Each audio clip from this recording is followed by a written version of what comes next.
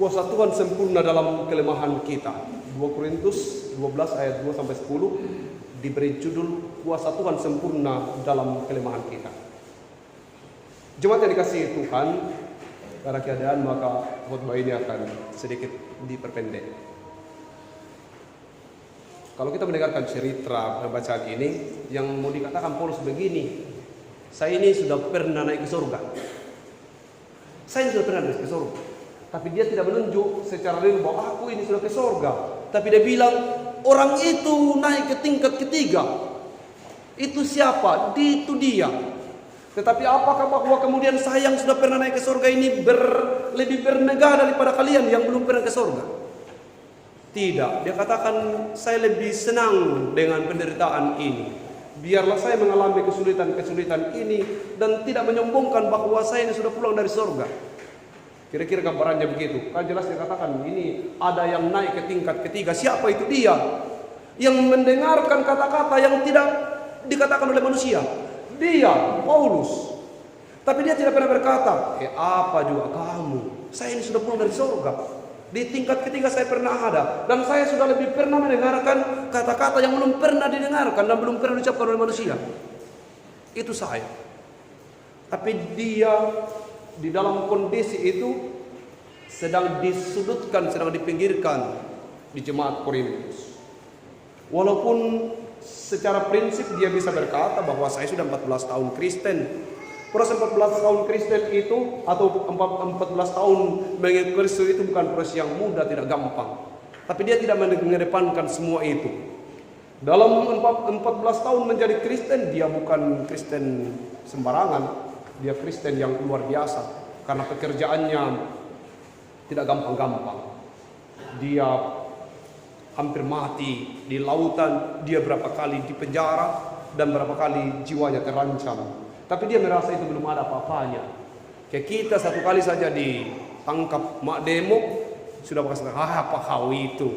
Saya ini mahasiswa bukan sembarang. Saya sudah berapa kali ditangkap ini mak demo. Begitu juga majelis yang lain. Saya ini sudah sejak lahirku sudah majelis dan mungkin sampai mati saya di majelis. Atau saya ini pendeta ini berkelas dan seterusnya. Belum apa-apa sudah mengklaim itu. Paulus katakan tidak boleh seperti itu. Tapi apakah kemudian Paulus juga tidak menderita? Dia menderita. Dia merasakan bahwa ada seperti duri dalam daging. Ini bisa diklaim sebagai penyakit, bisa juga diklaim bahwa adanya orang yang terus mencaci makinya, adanya orang yang terus menghinanya, adanya orang yang terus bercerita buruk tentang dirinya. Itu juga bagian dari gambaran itu. Dia berdoa kalau misalnya itu kira-kira, kalau misalnya itu kalau dia duri yang kita sebut penyakit, dia berdoa, Tuhan, sekiranya ini penyakit sembuh. Tapi Tuhan bilang apa? Kapan sembuh ini penyakitmu? Lah sarubeba aku. Lah sesuka hatimu. Kau jago dari semua. Toh, tidak ada kekuranganmu. Justru dalam kekuranganmu lah. Dalam kekuranganmu lah kamu bersandar pada Tuhan. Di dalam ketidakmampuanmu lah maka kau akan mengangkat tangan, Tuhan tolong saya.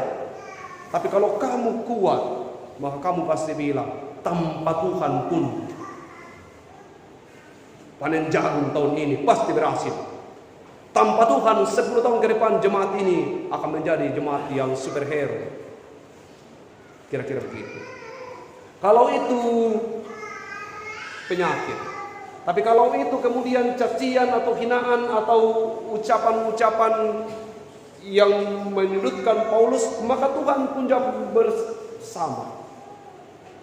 Cukuplah kasih karuniaku bagimu. Tuhan, saya dicaci maki orang, saya dijelek-jelekkan dan seterusnya dalam panggilan pelayanan ini.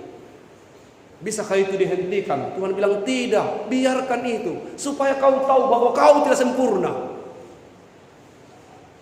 Selalu ada orang yang mengkritik kita dalam tanggung jawab pelayanan atau tanggung jawab menjadi orang tua, supaya kita tahu bahwa kita ini orang tua yang belum sempurna. Itu. Ada duri dalam daging. Hendak mau dinyatakan di situ adalah ada keterbatasan kita.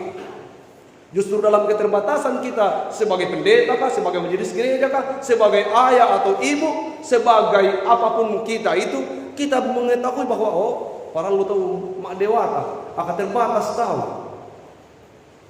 Dalam ketidakmampuan itu kita merasa bahwa penting ada Tuhan.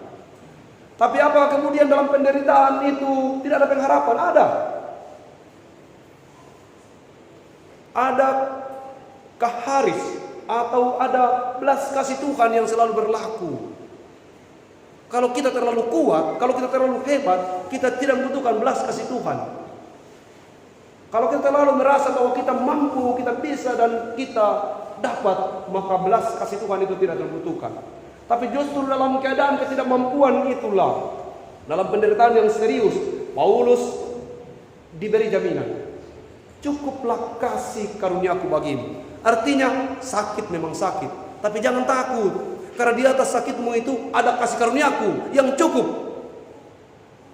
Menderita memang menderita, tapi tidak perlu takut, sebab di atas penderitaanmu ada lagi yang lebih di atas, yaitu kasih karuniaku. Kalau kita menderita tapi kasih karunia Allah bersama dengan kita, maka penderitaan tidak bernilai. Kalau kita sakit tapi kita merasakan bahwa ada kasih karunia Allah yang luar biasa dalam hidup kita, maka rasa sakit itu tidak ada artinya. Dia meminta kalau boleh duri dalam daging dicabut, tapi Tuhan katakan tidak. Itu penting ada supaya kamu terus bersandar kepadaku. Itu sehubungan dengan renungan firman Tuhan hari ini, bahwa dalam kelemahan kita kuasa Tuhan sempurna. Kalau kita terlalu dan merasa kuat, kita sepertinya tidak perlu Tuhan. Kita itu begini, yang paling terakhir dari kehidupan kita itu adalah berdoa. Selalu dibilang begini, ya karena tidak ada di jalan. Dia kapitian, mas sambayang manda tahu. Padahal sebenarnya harus mas sambayang yang lebih dulu. Tapi biasanya kita sumpu pakai. Tidak lagi jalan katakan ya, kapitian, mas sambayang manda tahu. Dia menjadi yang terakhir yang seharusnya dia menjadi yang pertama dalam kehidupan kita. Berdoa. Itu sehubungan dengan, jadi kalau kita susah-susah, kalau lagi menderita sekarang, jangan bilang Tuhan meninggalkan saya. Justru dalam penderitaan itu mari kita melihat bagaimana Tuhan bekerja dan menolong kita. Banyak orang yang kemudian keluar dari kehidupan ini kan, apa gunaku Kristen?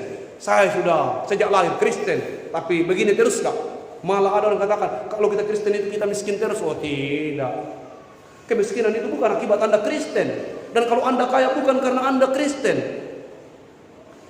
Karena kalau Anda Kristen maka cukup kasih karunia Tuhan. Mau Anda miskin tetap merasa bahagia, tetap merasa cukup. Mau Anda kaya dengan demikian juga tetap merasa bersukacita.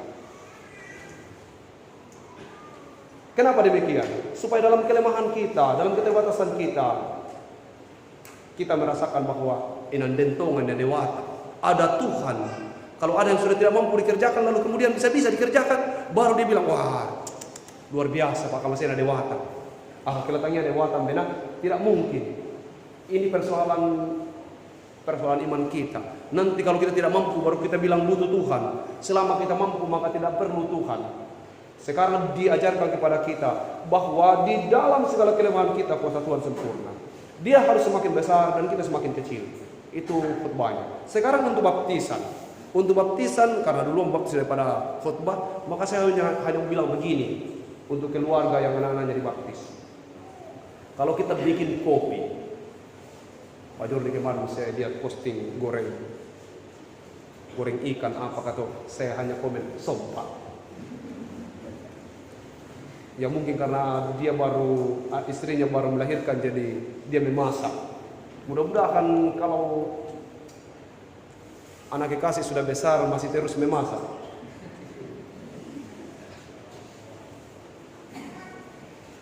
Seperti orang bikin kopi. Kayaknya kita semua tahu cara bikin kopi. Kalau kita membuat kopi, selalu yang menjadi persoalan adalah kopinya. Terlalu manis, kopi yang salah.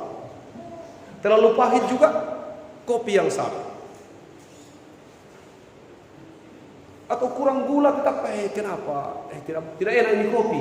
Selalu yang tidak enak itu adalah kopi. Kalau kita bikin kopi, apa hubungannya dengan baptisan? Apapun bentuknya anak-anak kekasihmu, dia tidak akan pernah salah. Yang salah adalah kopinya. Kalau anugerah dari Tuhan, Yohan Elvan, anugerah dari Tuhan untuk Yos dan Yohan, Yos dan Anti, bagaimana dia bisa menjadi anugerah dari Tuhan? Tergantung bagaimana Anda membuat kopi itu. Lampu apa irakah? Ya pemuda-pemuda kau pindah. Lampu mataning taning raka, pemuda-pemuda kau lan. Jangan ketika terlalu manis kau bilang, apa ini anak-anak terlalu manis? Yang bikin itu adalah kamu. Dia hanyalah tanah kosong. Apa saja yang kau tanamkan akan tumbuh di atasnya. Dia hanyalah kertas putih. Apa saja yang kau tulis, demikian dia terbentuk. Dan satu hal yang harus kita tahu, bahwa dia anugerah Tuhan. Kalau dia anugerah Tuhan, ini juga sanet sakila elo, anugerah Tuhan yang cantik. Bagaimana dia menjadi cantik? Ketika orang tuanya mendidiknya secara baik. Karena beauty is kindred, kecantikan itu hanya sebatas kulit ari. Cantik yang dimaksudkan adalah bukan cantik di kulit ari, tapi cantik dari budi pekerti. Gliora Jesi, terang atau Tuhan melihat. Kalau kita bayangkan bagaimana keluarga memberi nama, ada harapan besar bahwa bagaimana anak-anak ini kelak menjadi atau mendatangkan sukacita bagi keluarga. Pasti dalam mendidik anak-anak ini, karena kamu bukanlah orang-orang sempurna. Dalam kelemahan kita akan mendidik anak-anak kekasih kita. Tapi kita percaya bahwa kuasa Tuhan yang akan dominan. Biar kita tidak tahu tentang dunia sekarang, tapi kita percaya di dalam tangan Tuhan, anak-anak kita akan sampai di tahun 2025. Entah apa yang terjadi di sana. Entah itu tahun robot 2030 nanti. Kita percaya bahwa anak-anak yang ada sekarang ini dipersiapkan oleh Tuhan untuk bekerja seperti robot. Kita percaya itu. Sehingga dalam kelemahan kita mendidik anak-anak kita, dan kita terus berdoa bahwa kuasa Tuhan akan sempurna. Bersyukur kepada Tuhan karena ada kesempatan Anda membuktikan janji Anda dengan membawa anak-anak kekasih Anda pada penyelenggaraan Tuhan dalam baptisan hari ini. Tuhan menolong kita. Ia harus semakin besar, kita harus semakin kecil. Sehingga apapun kita lakukan dalam Yohanes 3 ayat 30, kita merasa bahwa kita mampu melakukan sekecil apapun itu kalau Tuhan bersama dengan kita. Amin.